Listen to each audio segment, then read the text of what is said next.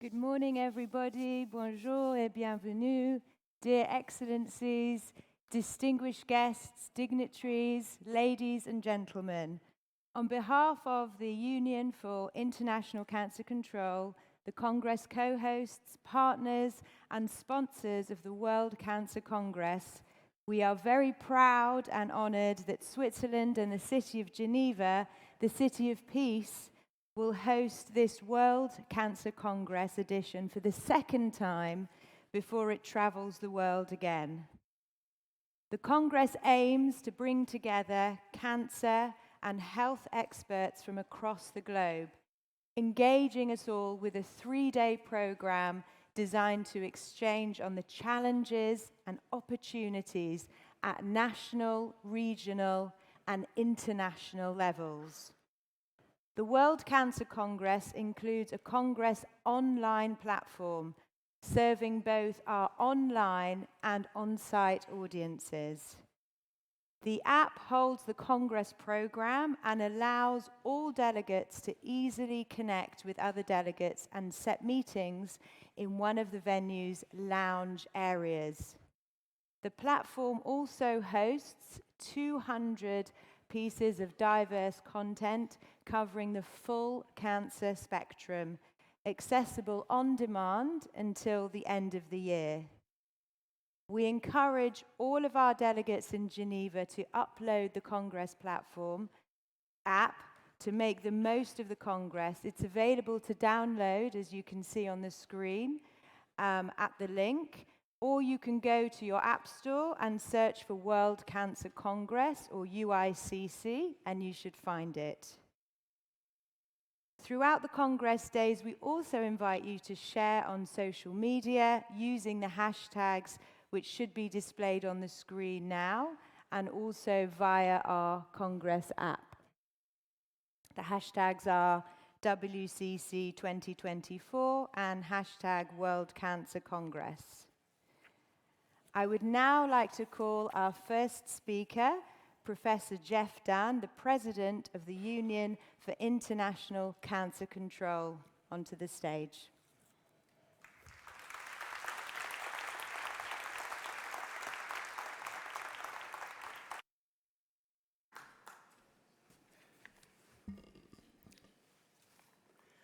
Thank you, Ellie. Ladies and gentlemen, welcome to Geneva. Beautiful, occasionally breezy city, and for some of you, the second time. It's terrific to have you all here at World Cancer Congress 2024. And we're here, notwithstanding global disruptions and troubles, we have some 2,000 souls have registered for this Congress from more than 120 countries, coming here to join together, to collaborate, to share, to learn, to strengthen our bonds in that shared quest we have, that quest to control cancer. It's been a long time for me between World Cancer Congresses. The last one I was at was actually in Kuala Lumpur in 2018, and I acknowledge with great pride and happiness Dr. Sundari Samasundaram, who was the local host and chair then, and she's brought with her a delegation of 20 from Malaysia, so it sticks. And it's also wonderful to have His Excellency, the Minister of Health from Malaysia, here in the audience too, and I can say to you, sir, yes, please.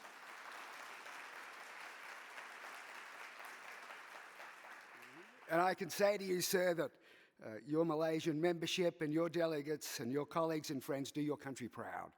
And we thank you for being here. As a quick aside, His Excellency actually spoke. It was officiating in Kuala Lumpur at the Congress 6 years back. So clearly you enjoyed it, sir, and we love having you back. Then, of course, COVID intervened, and sadly we did not have a meeting in 2020. And then we joined here in Geneva in 2022. Some of you will know that I was unable to be with you. I spoke with our CEO, Kerry Adams. He assured me that it's best to get this out of the way up front because he's been asked 200 times today how I'm doing, and I have as well.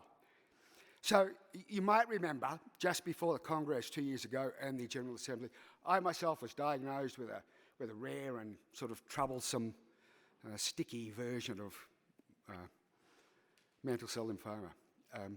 So I recorded a message, which would have been shown on the screen, I expect, and then promptly went back to hospital for lots of chemotherapy for a very long time. But here I am, and I must say, personally, I want to take a minute to provide a thank you, face-to-face with you here, to each and every one of you who sent the hundreds and hundreds of cards, messages, letters, gifts, chocolate, poor quality jokes. Thanks, Renan, wherever you are.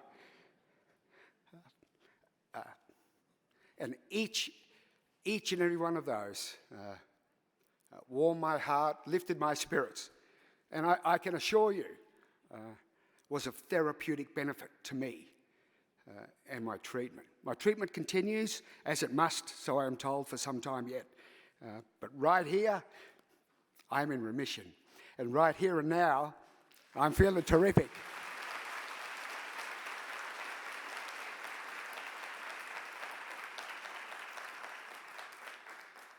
So thank you all. To business. Can I now thank, with heartfelt appreciation, our World Cancer Congress partners, the WHO, the IARC, the International Agency for Research in Cancer, the International Atomic Energy Association. Each of those are solid, firm partners in this conference. Our Congress co-hosts, the Alliance contre le Tabac, AllCan, CI UK, Cancer Research UK, the Swedish Cancer Society, the Norwegian Cancer Society, the Dutch Cancer Society, and the University Hospitals of Geneva. Each of you have played a very important role in partnering with us, and we thank you for that, our co-hosts. Our Congress sponsors, and we can't do this without them. Our diamond sponsor, La Roche-Posay. Please give them a round of applause. They are magnificent. Our platinum sponsors, Roche, AstraZeneca and Pfizer. Again, we could not do it without you. And of course, here now, let's acknowledge our Congress Program Committee. They have done a magnificent job, ably led by Kate Allen, Willem Guar, and Olivia Michelin. Those, please give them a round of applause. You have put together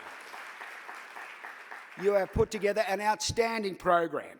Inspirational plenaries, topical debates, a supportive care pavilion that is an eye-catcher, BBC cinema sessions in the chill zone, an abstract hub, a spotlight stage, and of course, where it's all going to happen, the UICC Cafe. Please, be curious, explore, get lost, make a mistake, but find your way back. This is an opportunity. Please make the most of it. Listen to things and do things you might not have done otherwise. Experience the Congress. It is worth it. Remember, as our MC mentioned, that you have the app to help you navigate and guide throughout the experience. Use it. And of course, it may be the case you need to use it throughout the sessions as well. Briefly to the future. The UICC World Cancer Congress, after 2 rounds in Geneva, is back on the road. We are delighted to confirm, and the announcements are out, that in 2026, the World Cancer Congress will be in Hong Kong. And give them a round of applause. They're here now. They are excited. We are all excited. They have a booth down there. Please take the opportunity to go and visit, spend time with them. In the meantime, of course, the 2025 World Cancer Leaders Summit is going to be in Australia, my home country, and we have a delegation here. Todd Harper is here in the team from Melbourne, Victoria, where you'll be visiting November 2025 if you're coming to the summit, and it will be a corker, something that we all want to look forward to. I'm pleased to announce today as well that at the UICC we're actually calling for expressions of interest from member organisations in low and middle income countries who might like to host the 2027 World Cancer Leaders Summit. If that's of interest to you, please think about it. We are also calling for expressions of interest from members across the globe who may be interested in hosting the 2028 World Cancer Congress. So please, think about those things. If you are interested, talk to the team while you are here. Check out our website. There will be details there. Can I finish with an observation? Henry David Thoreau, 19th century, naturalist and writer, he assured us that it's not, what you look at is not important, not at all. What is important is what you see when you look. And I mean, standing here, when I look out here, what I don't see are 2,000 individuals focused internally with insular projects. What I see is a community. I see our community, a cancer control community, one that comes together around shared values, shared connections, and dreams. Like all communities, we work best when each of us play our part, when we collaborate, when we encourage, and when we support. To each and every one of you, as we begin this 3 magnificent days together, let me assure you that you are important to this community, whatever you do. CEO, policy advisor, fundraiser, clinician, whatever you do, you are important to this community, and we value your contribution. I think it's important to remember that at the core of this community, our beating heart is hope. Hope in that shared collective vision, a vision for a world that is better, that is happier and healthier, a world that is free from the burden of cancer. We can't do it without you. I thank you in advance for your contributions over these next few days and into the future. And I encourage you to enjoy World Cancer Congress 2024. Thank you, ladies and gentlemen.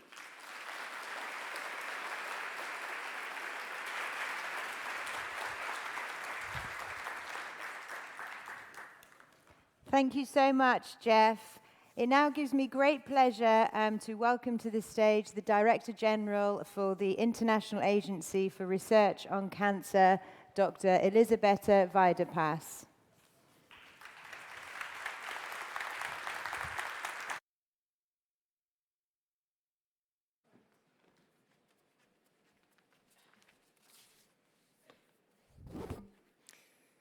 Excellencies, dear participants, colleagues and partners, our collective presence here today demonstrates that the global resolve to confront one of the most pressing public health challenges of our time, the rising burden of cancer worldwide.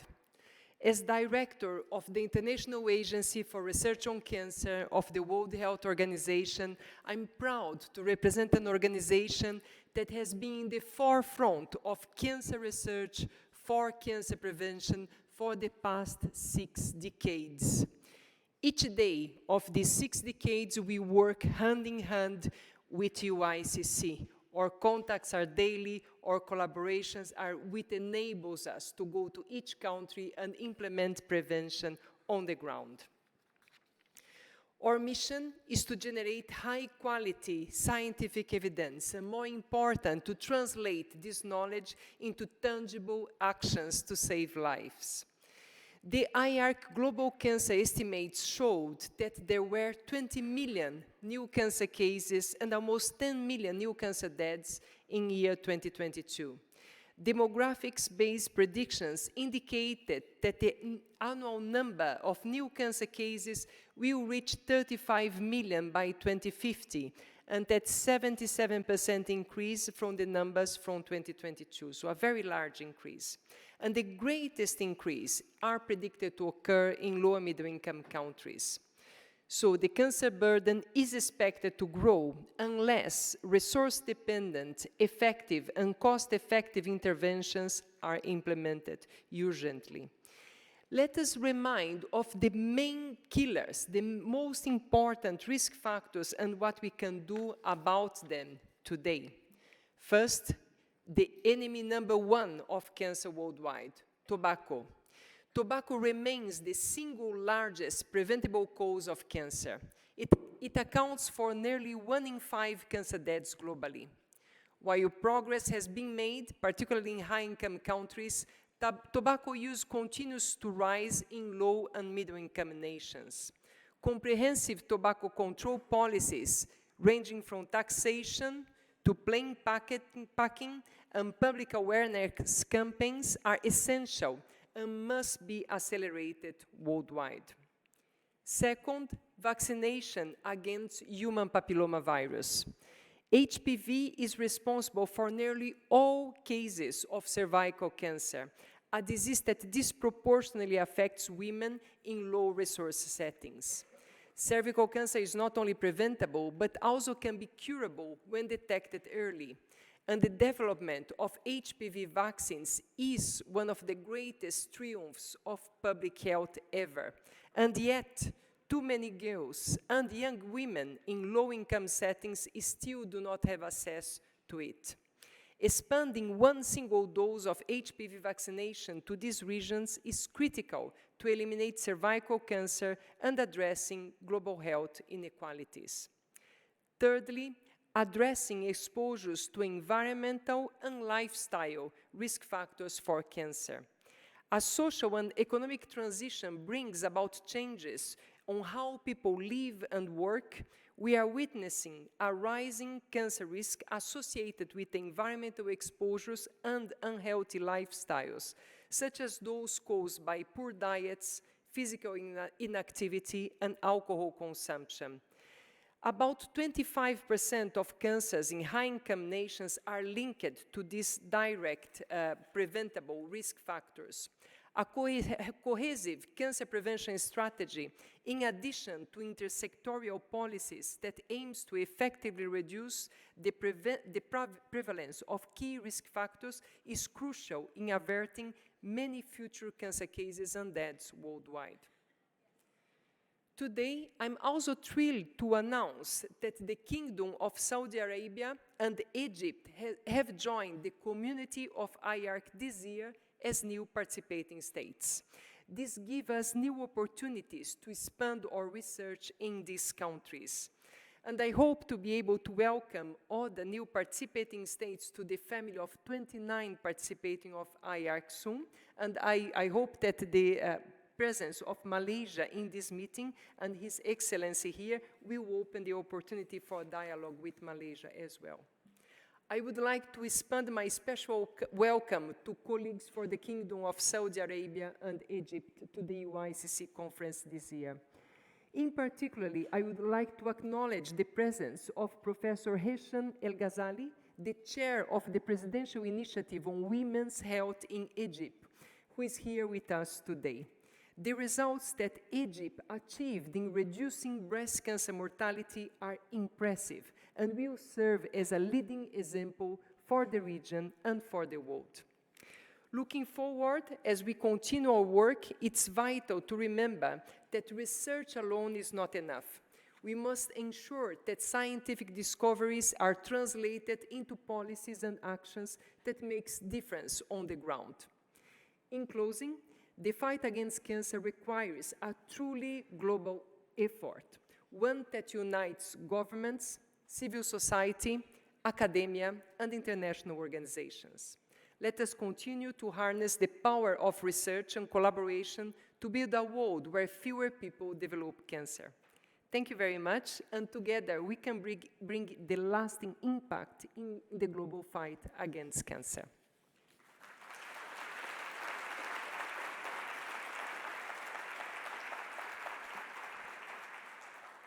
It's now my distinguished honor to introduce and welcome the remarks of the Director General of the World Health Organization, Dr. Tedros. Unfortunately, Dr. Tedros is currently in Chad and is unable to participate in person, but he sends his warm greetings. And please, if you can project the video by Dr. Tedros today. Your Highness, Princess Dina Mirad, Minister Zulkifli Ahmed, UICC President Jeff Dunn, and CEO Kari Adams, Excellencies, dear colleagues and friends. In the time it takes me to make these remarks, almost 40 people will die with cancer somewhere in our world.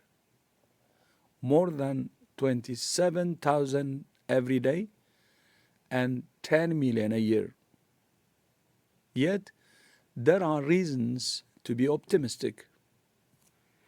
More than 100 governments are now implementing WHO initiatives to fight cervical, childhood, and breast cancers. Partners working with WHO have invested $1 billion to support implementation of national cancer programs. And at least 1 million people have reduced their cancer risks and have improved access to cancer care. Nevertheless, WHO's most recent global health estimates show how few countries are on track to achieve the SDG targets on preventing premature deaths from non-communicable diseases, including cancer. In 12 months' time, world leaders will gather for the 4th United Nations high-level meeting on NCDs. Now is the time to start working towards a strong declaration with concrete commitments to political leadership, faster results, and greater impact. Thank you all for your partnership in the fight against cancer. Together, there is so much we can do to prevent cancer and save lives. I thank you.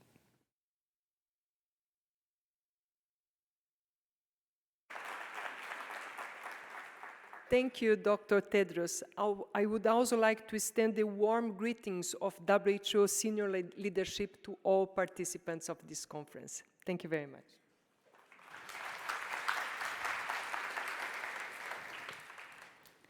Thank you to Elisabetta and Dr. Tedros.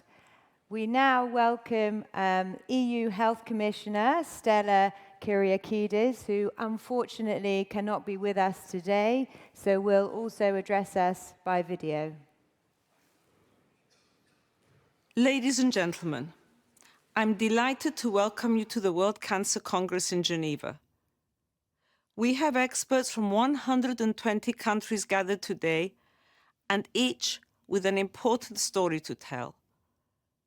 Europe's Beating Cancer Plan is our unwavering commitment of this Commission to address cancer. It's a part of a strong European health union, where we come together to make our health systems better prepared and more resilient. Recent crises have highlighted how important that is, how cancer care was disrupted during the pandemic. When we are united, we are stronger in the face of these challenges. 4 years on, the plan is well underway, with more than 60 initiatives launched. They touch on the whole patient pathway, from prevention and screening to treatment and quality of life. On prevention, we're updating the European Code Against Cancer and developing an EU Cancer Prevention app. For early detection, for the first time in 20 years, we updated our recommendations on cancer screening in 2022, and we're now putting them into action. The European Cancer Imaging Initiative is making important progress. It will help unlock the power of imaging and artificial intelligence in cancer care and management. We are also working to improve quality of life for patients and families. We have supported stakeholders in advancing the right to be forgotten, facilitating access to financial services for those persons whose lives have been touched by cancer. Including this topic in the Cancer Plan has sparked positive change across Europe. Before the plan, only 5 countries had provisions in this area. Today, we have 13, and more who have brought forward legislation or protocols addressing this issue. We have brought our international cooperation to the next level with the EU-US Health Task Force, working on joint research and public health projects on pediatric and lung cancer. To be able to know what you need to focus on to bridge the gaps across the EU, we launched the European Cancer Inequalities Registry to help us move towards a future where everyone has the same access to early detection and high-quality care. Ladies and gentlemen, I've shared only some of the EU's journey to address cancer. I know it resonates with many of us on a personal level, and we all recognize the importance of working together to strengthen cancer policies. When we unite our efforts, we can bring about a more hopeful future for patients, for families, for carers, scientists, nurses, and all professionals. This is Europe's Beating Cancer Plan. Thank you.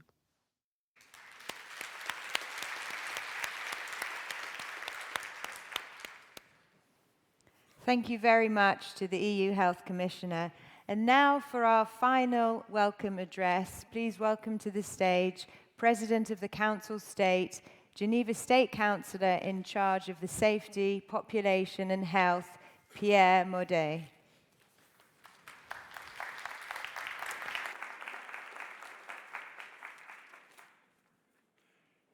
Your Excellencies, distinguished guests, ladies and gentlemen, as Health Minister of the Canton of Geneva, on behalf of the government, it's both an honor and a pleasure to welcome you to Geneva today.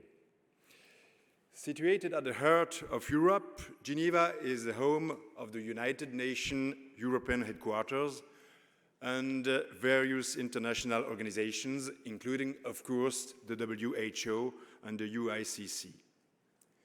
Geneva is recognized and trusted globally for its ability to host high-level discussions, making it the perfect location to convene and address pressing global issues, such as the one you will tackle over the next 3 days, cancer.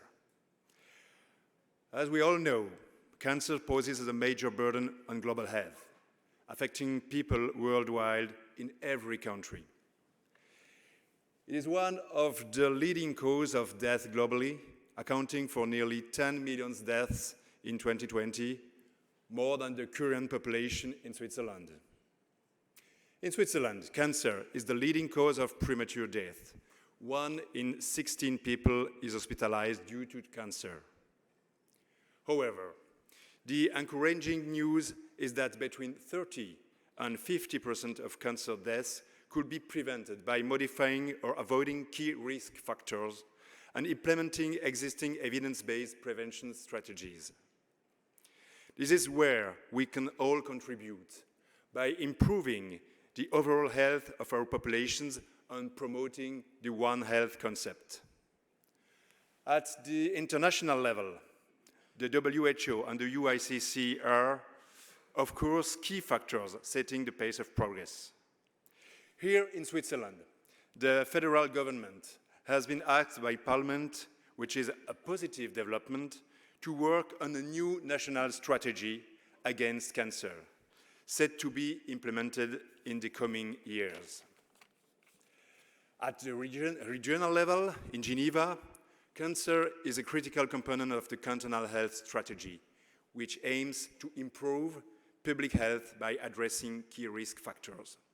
The Canton of Geneva also offers cantonal screening programs for breast and colorectal cancer through the Geneva Cancer Screening Foundation and supports a strong network of associations for patients and their families. Furthermore, The oncology department of the Geneva University Hospitals provides high-level services to the population, and it's actively engaged in developing the treatments of tomorrow. You will have the opportunity tomorrow to learn more about the Precision Oncology Service during a presentation by its chief, Professor Olivier Mikilin. In conclusion, I hope that these 3 days will provide an opportunity for you to develop new collaborations, exchanging knowledge, engage with colleagues from around the world, and gain fresh perspectives on how we can work together to reduce the burden of cancer over time. I wish you a pleasant day and a very successful Congress. Thank you very much.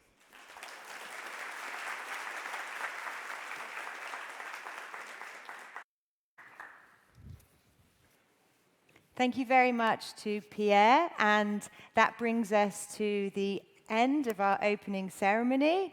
So I think it's fair to say the Congress is officially open, and we are now going straight in to our first plenary session. So I'm going to be inviting Jeff Dunn back to the stage, and we are going to be talking about shaping the future, preventing cancer and non-communicable diseases, and advocating for commitments on non-communicable diseases in 2025. I hope you enjoy the day. Thank you very much.